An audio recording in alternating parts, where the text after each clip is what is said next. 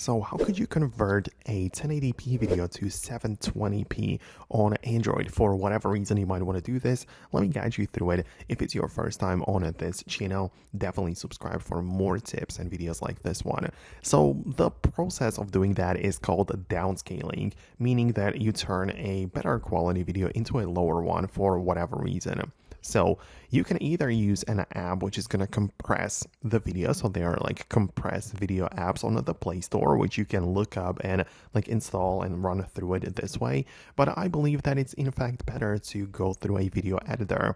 A great choice is CapCut, which I've been recommending in my content quite a lot actually. But the point is that you can go ahead and import your 1080p video into the project of CapCut, perhaps not even perform any changes to it. But when you go to the export settings, you can decide to export it at 720p.